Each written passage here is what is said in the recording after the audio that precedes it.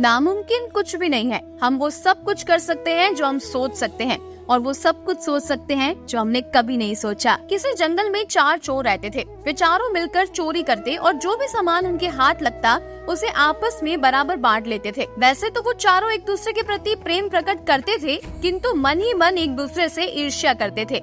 वे चारों अपने मन में यही सोचते थे कि यदि किसी दिन मोटा माल मिल जाए तो वो अपने साथियों को मारकर सारा माल हड़प लेगा। चारों चोर मौके की तलाश में थे, किंतु उन्हें ऐसा मौका अभी तक नहीं मिला था। चारों चोर बहुत ही दुष्ट और स्वार्थी प्रकृति के थे। एक रात चारों चोर चोरी की इच्छा में इधर उधर घूम रहे थे। उन्होंने एक सेठ के घर में सेंध लगाई और घर के अंदर घुसकर सोना, चांदी, हीरा, जवाहरात, रुपया, पैसा सब कुछ लूटकर भाग गए। चारों चोर पुलिस से बचने के लिए 2 दिन तो जंगल में भूखे प्यासे भटकते रहे।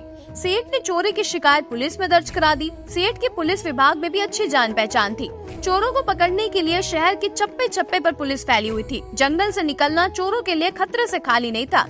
चोरों की इच्छा थी कि अभी वे कुछ दिन जंगल में ही छुपे रहे। धीरे धीरे चोरों के पास खाने पीने का सामान समाप्त हो गया। कुछ दिन तक तो उन्होंने भूख बर्दाश्त की, लेकिन जब भूख बर्दाश्त करना असंभव हो गया तो उन्होंने शहर से खाना मंगवाने का निश्चय कर लिया। आपस में सलाह करके 2 चोर शहर चले गए ताकि वहाँ की स्थिति का पता लग सके और अपने साथियों के लिए भोजन भी ले आए। उन्होंने शहर जाकर भर पेट खाना खाया और खूब शराब पी। उसके बाद उन्होंने योजना बनाई कि वे अपने दोनों साथियों को मारकर सारा माल खुद हड़प लेंगे।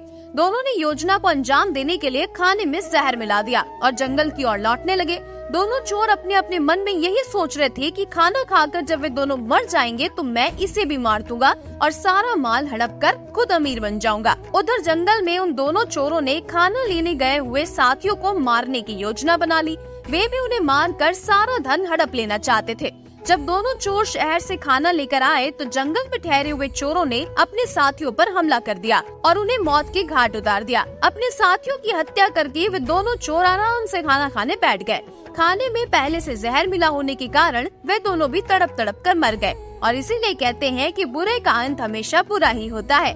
इस छोटी सी कहानी से हमें ये शिक्षा मिलती है कि मनुष्य को कभी बुरे काम नहीं करने चाहिए, क्योंकि बुरे का अंत हमेशा बुरा ही होता है। कृष्ण कहते हैं, कल को आसान बनाने के लिए आज आपको कड़ी मेहनत करनी ही पड़ेगी। सपनों को सच करने से पहले सपनों को ध्यान से देखना होता है। जीवन में समस्याओं का सामना इसलिए करना पड़ता है ताकि हम उनसे लड़कर और भी मजबूती के साथ निखर कर बाहर आ सके। हम जो कुछ भी है वो हमने आज तक क्या सोचा था, इस बात का परिणाम है। इसीलिए जो आप सोचते हैं उस पर ध्यान रखिए।